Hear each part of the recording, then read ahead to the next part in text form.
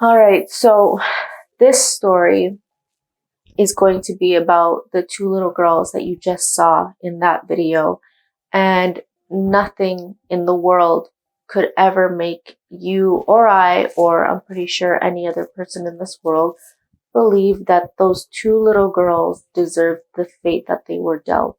Now, before we get into today's story, just want to send you guys a quick reminder to please comment, like, subscribe. It really does help me grow here on YouTube. One more thing before we get into the video, let me know what you guys think of the audio. I've been trying different mics.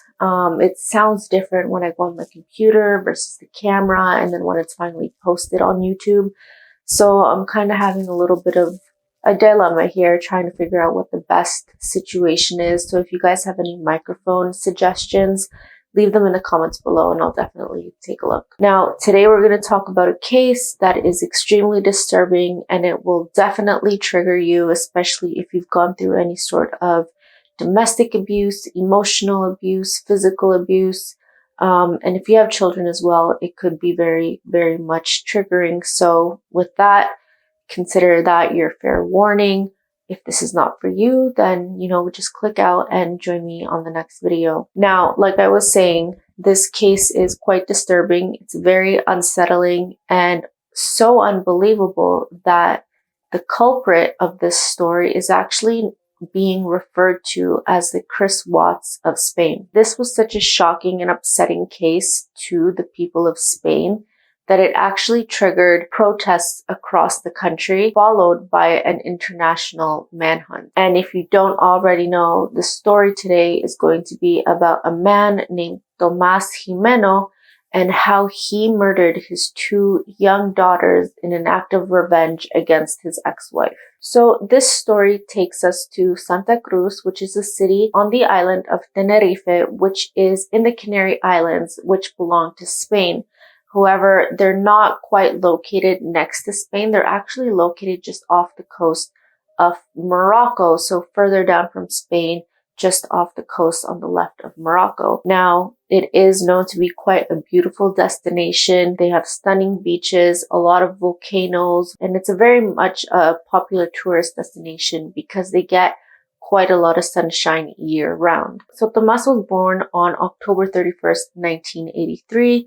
And it was here on this beautiful island that he would actually turn into what Spain called the Tenerife Monster. Now, he wasn't just born into any regular family. Tomas was actually born into a very wealthy family and probably one of the wealthiest in the Canary Island region.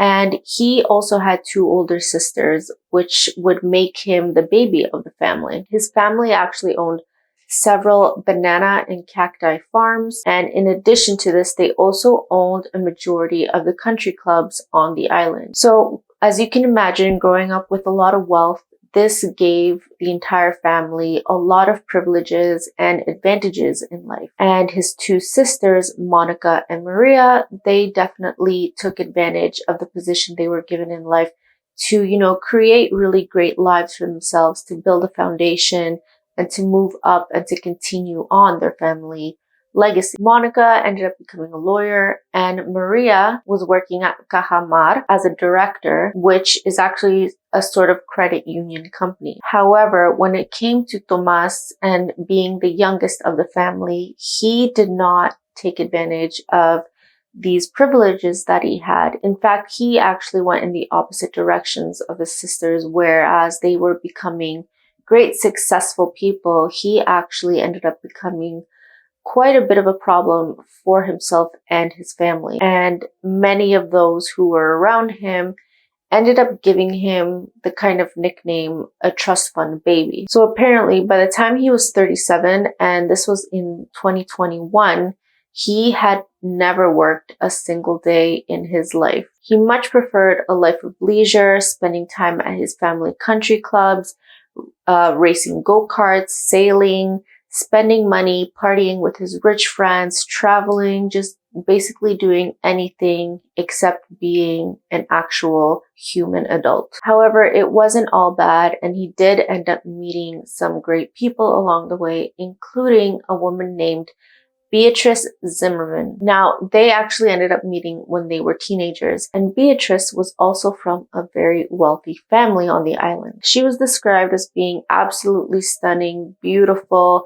blonde hair, green eyes, and she actually had German ancestry from her grandfather's side. So being in the same circle of friends, they actually did quite a lot of activities together, including going out to restaurants, different parties, social events, and whatnot.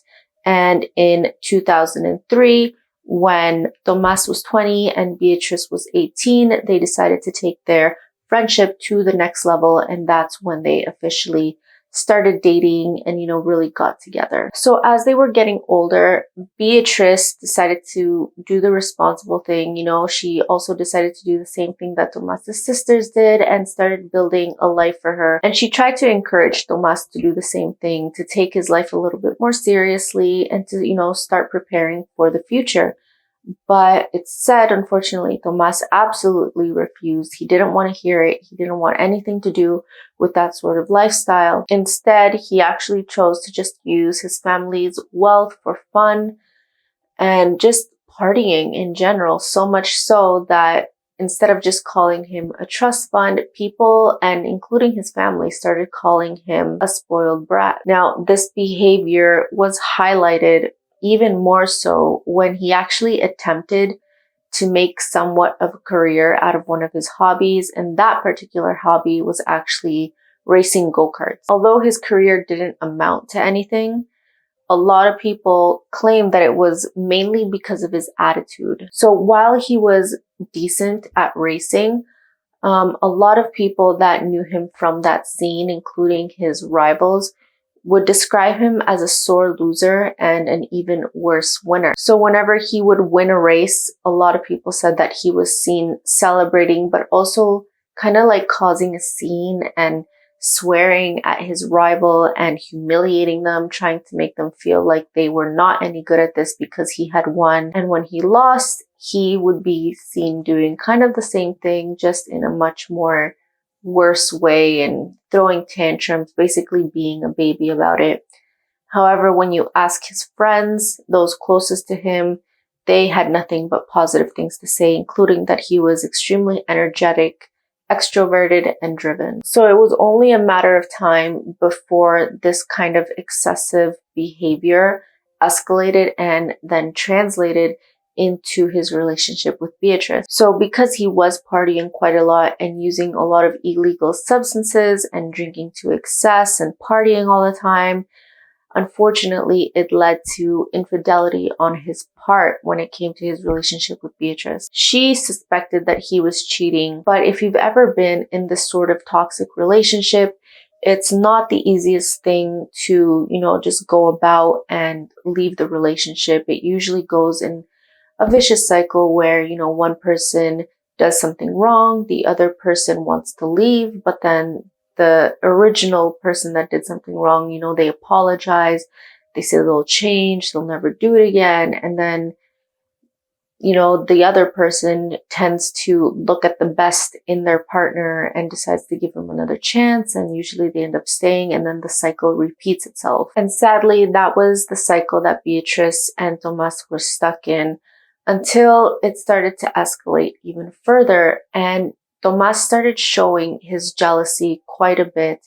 And while there's no actual proof of this, just statements, it's alleged that Tomas actually got violent with Beatrice whenever he would get really, really jealous. And it only just gets worse from here. His drinking and partying was so bad that whenever he would go out to a bar or a nightclub, usually by the end of the night, he was involved in at least one fight, and you could usually find him in the middle of these fights. And on top of this, if it wasn't already hard enough for Beatrice, she actually had to bail him out of jail multiple times because of these fights.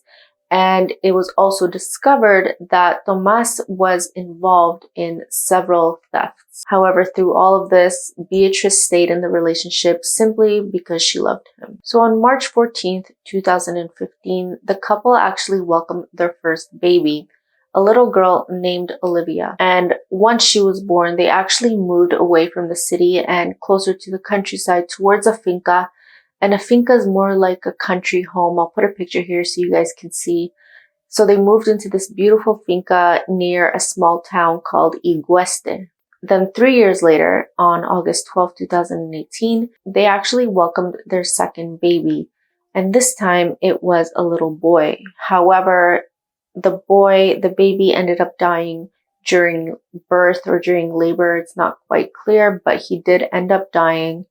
And it was said that Tomas was completely destroyed by this, that he was almost traumatized at the loss of his newborn baby son. So as life went on, the relationship just kept breaking down. It just seemed to be getting worse and worse for Beatrice. There was more violence, there was jealousy, there was a lot of anger involved. But through all this, Beatrice said that Tomas really, really loved his daughter and that he really did seem to be a good father to her. And this was part of the reason why Beatrice wanted to stay in the relationship. Then in the summer of 2019, Beatrice got pregnant again with their third baby, but halfway through the pregnancy, she finally had decided that she had had enough and had made the decision to leave Tomas. And surprisingly, it was a decision that was not only supported by Beatrice's family, but also by Tomas's family as well. However, to ease the tension of the breakup,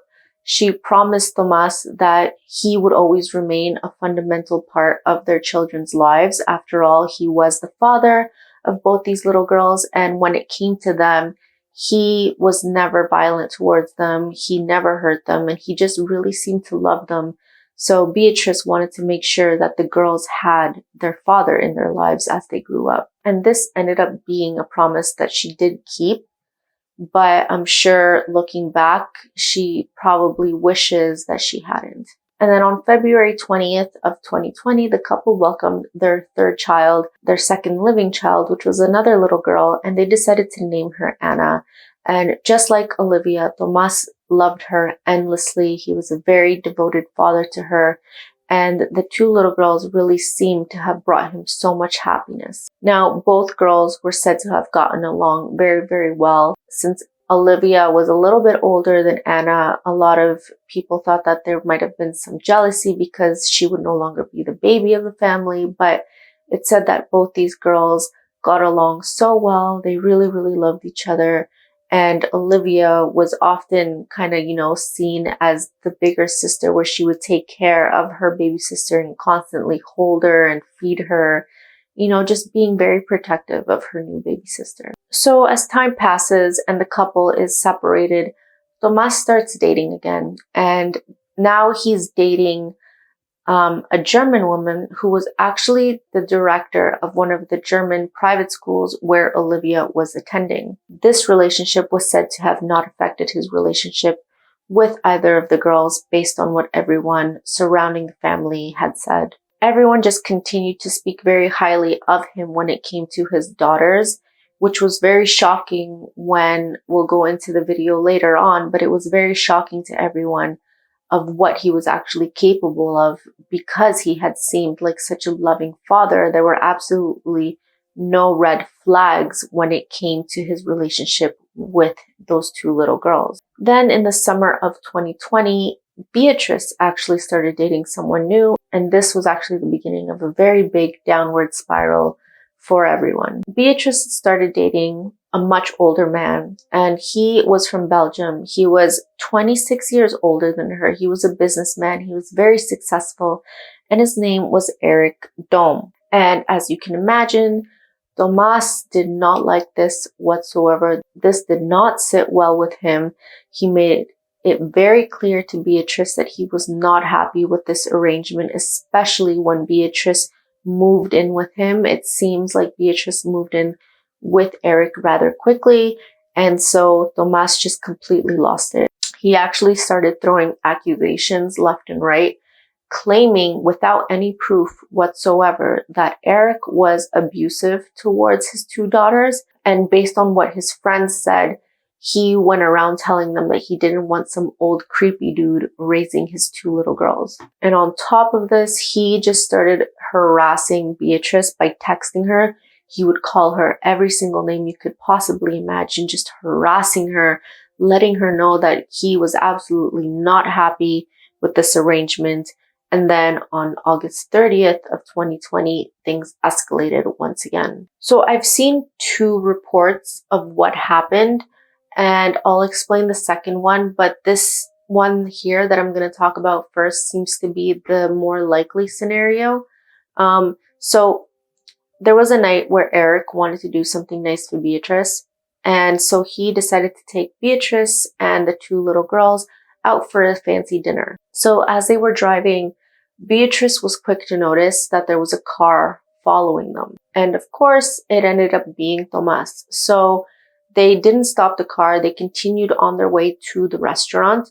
And when they got to the restaurant parking lot, Eric and Beatrice quickly got out of the car and tried to rush the 2 little girls into the restaurant as quick as possible, just so they can get to some sort of safety where they were at least surrounded by other people. However, Tomas was quick. He was right behind them. He swerves into the parking lot, parks his car, jumps out, and he runs towards Eric and actually grabs him. And keep in mind, Eric is actually in his 60s and Tomas at the time was 37 years old. Tomas grabs Eric and just starts beating him with this iron rod. Beatrice, of course, runs out of the restaurant, tries to help Eric as much as she can, but Tomas throws her, pulls her by the hair, kind of beats her as well just to get her out of the way. However, thankfully, people saw what was going on, so someone from the restaurant ended up calling the police, and that was enough to scare Tomas off, so he takes off in his car.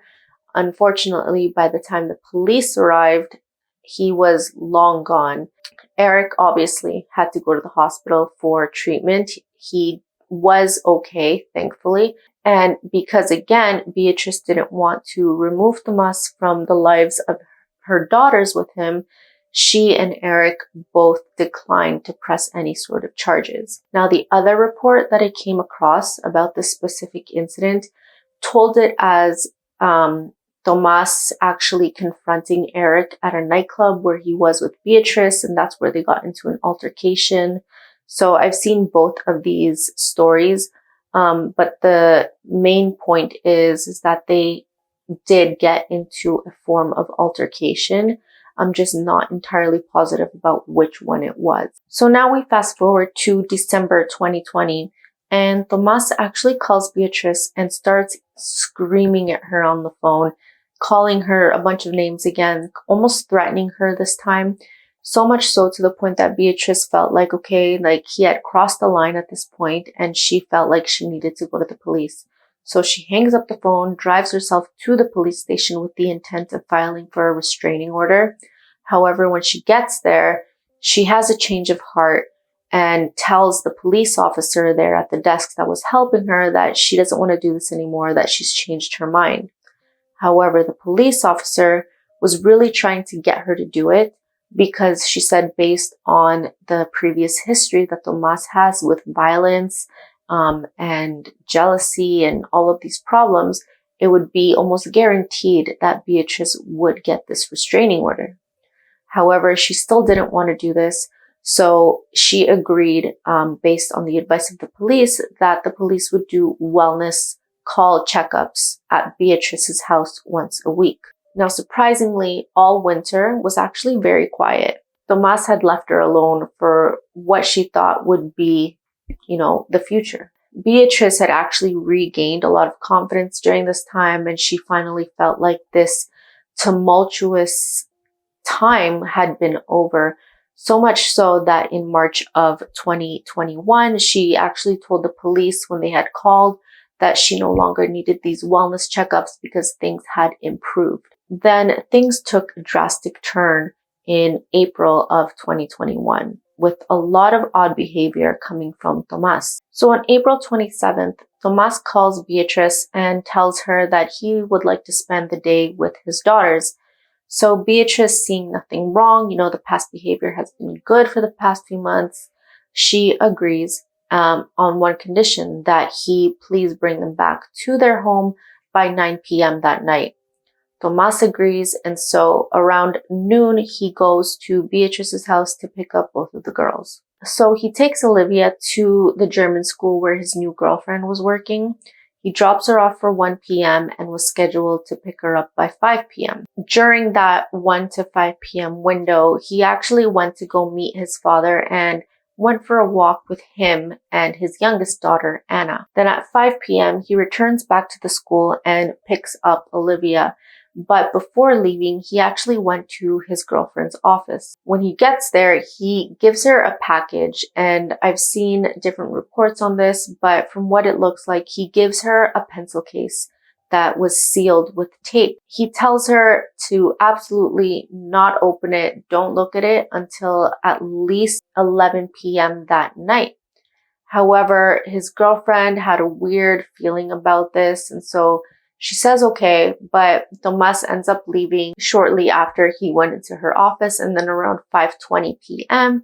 is when she actually ended up opening the package. And inside the package were approximately 6,000 euros and a note in Spanish that read, "Remember me for who I was and not for what I did, please." At 5:30 p.m., he actually drove Olivia to a tennis lesson and then drops her off and then takes himself and Anna to his parents' house. At 5:50 p.m., he was caught on CCTV footage arriving to the Santa Cruz Pier, and here he actually had a motorboat park that he owned. So he's seen arriving and he's seen going up to his boat where he's again seen working on the engine, and they're not exactly sure what he did to it, but he wasn't there very long. He was only there for 10 minutes before he was captured again on camera, leaving the pier area in his white Audi. Then at 6:30 p.m., he drives back to pick up Olivia from her tennis lesson and then drives back to his parents' house. So he stays there till about 7:30 with both his daughters. And as they were getting ready to leave, Tomas gave his father a very, very long and tight hug. Now, the family thought that this was quite weird, including his father, because although they did hug each other, they did express this affection, the kind of hug that Tomas had given him that particular night came off as a little bit weird. As weird as it was to them, they didn't give it much thought and they kind of just brushed it off. Tomas's parents were the last people to see both Anna and Olivia alive. As they drove off in the car, they could see the two little girls waving goodbye from the back windshield window. At 7:50 p.m., Tomas sends a voice note to Beatrice asking her to come pick up some paintings from his home at 9 p.m. So at 9 p.m., Beatrice shows up and there's no one there. So she calls Tomas wondering what's going on, like she's at the house and he's not there. And he tells her that he's actually just at dinner with both the girls and that they were finishing up and that he would be home soon. So she lets it slide. She goes back home and waits. At 9:51, when the girls still hadn't been dropped off at home, Beatrice calls Tomas again, but this time it was a very, very different phone call. Tomas immediately starts screaming at Beatrice. He tells her that he had now left the island. He was taking both of the girls with him and then just hangs up the phone. Beatrice, obviously completely shocked and cannot understand what is going on right now. She calls him back and Tomas picks up the phone and he just continues screaming at her. And this time he's saying that he's taking the girls with him and that she's never going to see these girls again because he's taking them to start a new life somewhere completely new. And then he tells her to not worry because he was going to take very good care of them. And then he hangs up the phone again. So Beatrice, obviously, like any mother would do, speeds to the police station. And when she gets there, the police tell her to call Tomas again. She calls and calls and calls, but he's not answering. Then finally at 10:40 p.m., he answers the phone at last, and he just ends up repeating the exact same thing, that she would never see him or the girls again, and that he just simply could not allow the girls to grow up without him. So as Beatrice is on the phone with Tomas, one of the police officers actually hears the conversation because of how loud it is. So he asks Beatrice for the phone because they were going to speak to Tomas. But as soon as Tomas realized that the police were on the line, he just hangs up the phone. Then at 10:44 p.m., the signal for Tomas's phone stops. So here it's believed that he either turned off his phone or the battery ran out. It wasn't until 1:28 a.m. that Tomas finally picks up the phone again. Beatrice was still at the police station, but this time there was also a psychologist there telling Beatrice what to say on the phone in order to, maybe potentially get through to Tomas to bring the girls back. So Beatrice asks Tomas to think about how much the two girls would miss their mother, would miss their grandparents, but his response to this was that, yes, he knew that he had thought about this, but he figured that because the girls were so young, that they would get over it as time went on, and then he hangs up. That was the last time they spoke. Then at 2:05 a.m., he calls his father and ends up apologizing for basically everything, for his behavior, for what was about to happen next. And referring to himself, he ends up telling his father that he would finally find peace at last. Then at 2:11 a.m., he calls his new girlfriend to say his last goodbye. Then between 2:11 and 2:27 a.m., Tomas made multiple phone calls to a bunch of different friends and families, telling them goodbye. And he was actually also giving away a lot of his belongings. He gave away his cars, properties, any valuable assets he had to everyone that he had called. And then at 2:27 a.m., the signal is then lost from his phone. So we can imagine, or we can assume here, that he either turned it off or the battery died again. So right away, the manhunt for Tomas begins. And there was kind of like something similar to an Amber Alert put out for both of the girls. And the civil guard was also alerted, and they actually believed that the most likely escape route for him would have been by sea. At 5:47 p.m. on August 28th, Tomas's motorboat was actually found drifting in the ocean about 9 miles off the coast of Santa Cruz, with absolutely no one in it. So with that, they take the boat back to shore and they take it for examination. Now, initially, after finding the boat, the police had two main theories they were working on. The first is that Tomas had dropped off both of his daughters somewhere abroad and they were still alive. Or two, he had murdered his daughters, threw their bodies into the ocean before taking his own life. Initially, the police were actually quite hopeful about the first theory because Tomas had recently bought a new sports car, which was an Alfa Romeo. And oddly, he had actually bought the car and then transferred the ownership of the car to his father's name. In addition to that, he had actually also transferred 55,000 euros between several of his bank accounts in the days leading up to the abduction. And lastly, he had also withdrawn 70,000 euros from various ATMs as well in the days leading up to the abductions. So right away, it seemed like he was planning to do some sort of runaway with all of this cash and giving away all of his assets. So as police are examining the boat, things took a case for the worst case scenario. They immediately noticed that the anchor of the boat was missing, and Tomas's phone was also not found in the boat. On top of this, neither were either of the oxygen tanks or the dive belts that were known to have been belonging to the boat as well. Sniffer dogs were also brought in, and they were some of the best in the country. One of them was said to have been able to sniff blood after a piece of clothing with blood on it was washed 5 times with very, very hot water. And that particular dog was able to smell traces of blood on the boat. So the investigation continues, and the police actually decide to do a scanning of the floor, of the ocean floor around the area where his boat was found.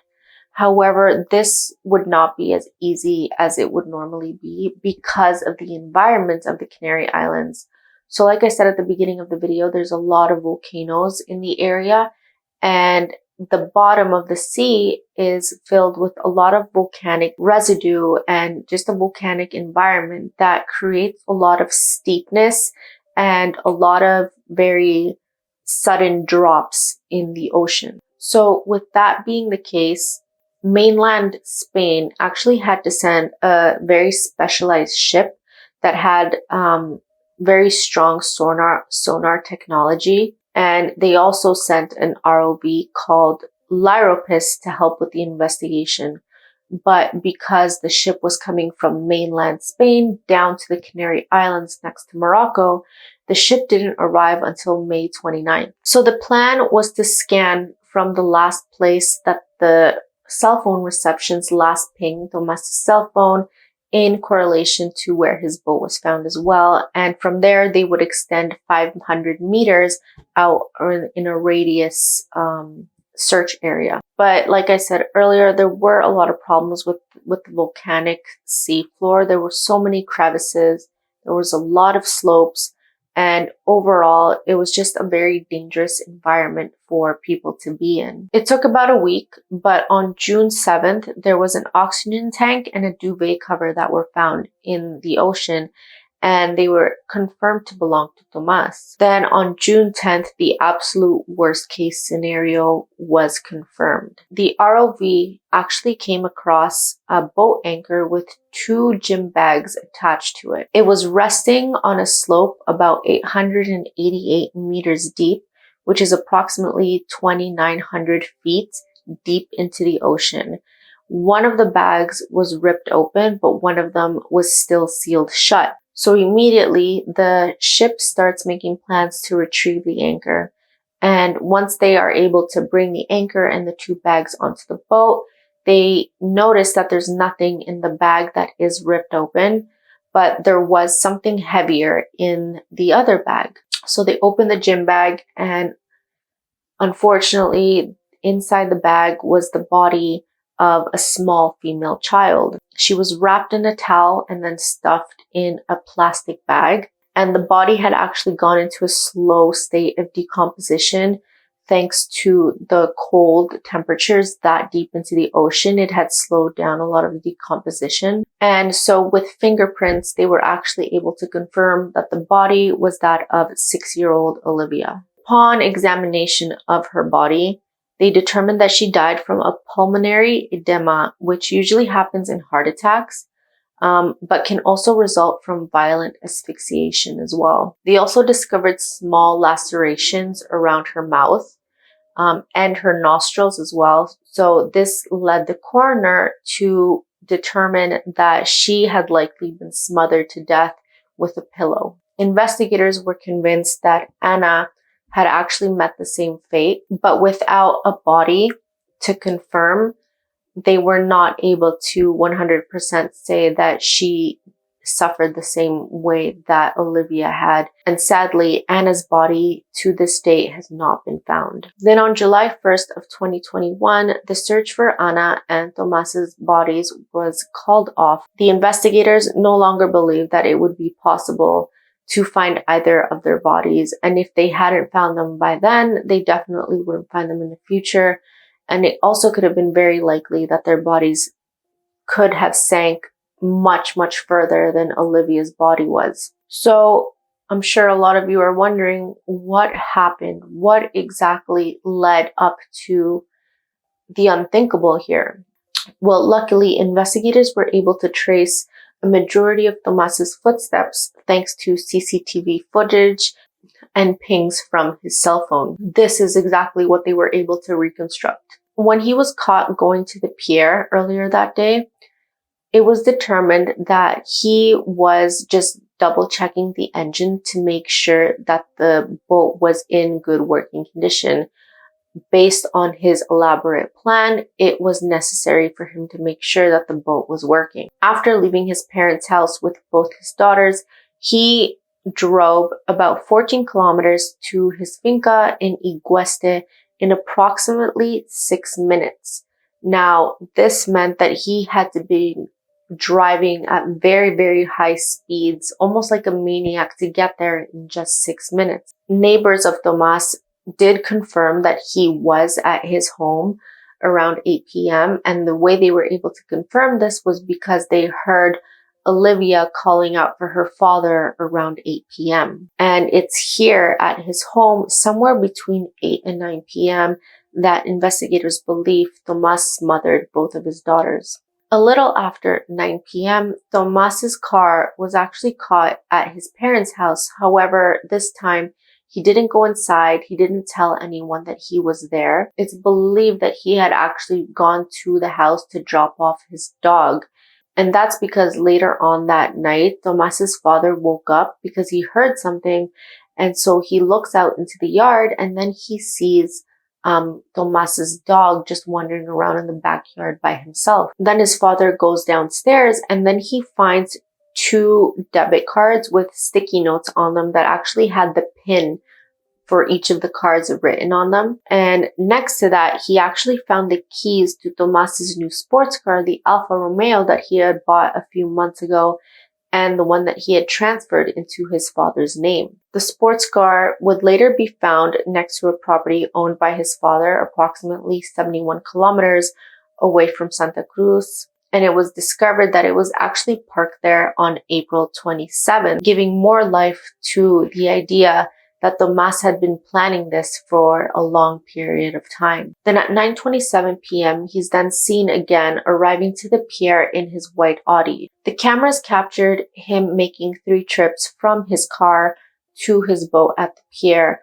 And in one of these trips, he's seen carrying the 2 gym bags. And in one of the other trips, he's seen carrying several suitcases. Then at 9:40 p.m., he's then seen driving the boat into the ocean. Here, it's actually believed that he drove 10 kilometers inwards into the sea to an area where the slopes actually are known to become quite steep. Now, since he used to sail as one of his many activities, it's believed that he knew that this area was quite steep and it was quite dangerous. And it actually had kind of like a nickname, and it was known as a ship cemetery. And police now believe that he purposely chose this area because he knew if he were able to drop the bodies in this area, it would almost be impossible for them to ever be found or retrieved. At 11:21 p.m., Guardia Civil, or I guess you would call this the Coast Guard in the States, Tomas was actually pulled over in the ocean as he was driving back to the pier. Now, this was during the pandemic, and so there was a curfew in place at Spain at the time. So because it was 20 minutes past the curfew, the Coast Guard pulled him over. Unfortunately, the Coast Guard let him go with a warning. And at that time, the Coast Guard still had not been informed of the kidnapping. So they were simply able to just let him go with a warning, told him to go home, and then he's caught arriving on camera again when he gets back to the pier. At 11:45 p.m., he's seen walking into a gas station near the pier where he goes to buy a phone charger, cigarettes, and some water. He then walks up to a security guard and asks if he could plug in his phone so he could charge. The security guard says, sure, no problem, and he plugs in his phone. At 12:27 p.m., he's seen walking back to the pier, jumps on his boat, and he's seen driving off into the ocean. And that was the last time he was ever seen alive. Now, I'm sure you all have your theories about what happened to Ana and Tomas, and it seems like it's quite obvious as to what happened. And I think it's safe to say, and although it is quite sad, Ana probably met the same fate as her sister. The bag could have likely been ripped open by the anchor. It could have ripped open by wildlife. It could have gotten caught on something else and ripped open. Her body was likely either consumed by wildlife, or it could have just kept sinking past the slope down into the depths of the ocean. But for Tomas, it could go either way. And there are 2 theories here that I'll go into. So the first one is that considering how much planning Tomas did with this whole thing, a lot of people think that he killed the daughters and then just faked his own death to escape. So many of his friends claimed that Tomas had an affinity for Latin America and often expressed about wanting to live there. And like we talked about earlier, back in August of 2020, when he bought his new sports car, a lot of people found it very odd that he would buy the car and then transfer it to his father's name without telling him. He had also packed 4 suitcases that he was caught seen bringing onto the pier, and they seemed to be full of quite a lot of things. So that as well looks quite suspicious, like he was planning on running away or at least starting a new life somewhere. There was also the fact that he withdrew the 70,000 euros from an ATM. If you're going to, restart a new life and run away, you're going to need some cash to get started. And he also called all of his friends and family to give away all of his possessions. Now, this could go either way. It could be that he knew that he was going to end his life, so he would no longer need his stuff. But that could also be said about him running away to a new country. He would no longer need any of his belongings in Spain. Then there was also a lead that I actually came across, and it was quite interesting, although I was not able to find any follow-up to this particular lead. However, basically, there was a sailboat that was found on Cape Verde, and it seemed to have been abandoned, even though the boat was found to be in almost perfect condition. Now, it had a flag from Great Britain on it. However, it was found to have sailed from Tenerife. Authorities seem to believe that this sailboat belonged to Tomas, and some suspicious things about the boat is that the GPS was turned off, and when you dock somewhere, you have to register your boat, you have to pay a fee, but there was no record of this boat ever being docked properly. So this kind of gave some life to a theory that Tomas could have potentially sailed and escaped with a different boat to Cape Verde. Now, the second theory is that Tomas did take his own life. A lot of people think that after he threw his daughters into the ocean, that he then did the same to himself. However, since the boat's oxygen tanks and the dive belt were also missing, it's believed that he actually used this to end his life. So because diving was also another one of his hobbies, he was quite familiar with a lot of the tools and just familiar with the sport in general. He knew that if he just kept diving deeper and deeper with the oxygen tanks and the dive belt, that eventually he would come across narcosis from the nitrogen tanks. Now, nitrogen narcosis is basically a drunken state caused by the nitrogen when you get down to very deep levels. And because you're basically like in a drunken state, it kind of takes away your survival instincts, it takes away your fear, and this would have essentially allowed him to just keep diving further and further, which would have likely resulted in him either drowning from lack of oxygen or just completely passing out from the pressure at that deep of a sea level. And if this were actually the case, by the time the ship and the ROV had arrived at the end of May, it's believed that his body would have already been a skeleton, making it impossible for his body to ever be found, let alone retrieved. Now that's where the story ends, but there are a few updates that I want to share with you guys. So although there have been no updates on Anna's body or Tomas's body or his whereabouts, however, police are not fully shutting the door on the idea that Tomas could have escaped and started a new life somewhere. So I'll put up a rendering here of what he could potentially look like with different disguises. This is a few bits of information. He speaks Spanish, English, and German that he learned from Beatrice. He's 6'1" and 160 pounds. The next update is that on April of this year, 2022, Beatrice announced that she would be legally removing the last name Gimeno from both of her daughters and replacing it with her last name Zimmerman. And a little bit of happy news is that Beatrice announced that her and Eric were expecting their first baby together. Now that marks the end of today's video. I know it was a disturbing story to hear. And when I came across this story, I was completely shocked. I could not stop reading. I did so much research. Apparently, there's a documentary about it as well.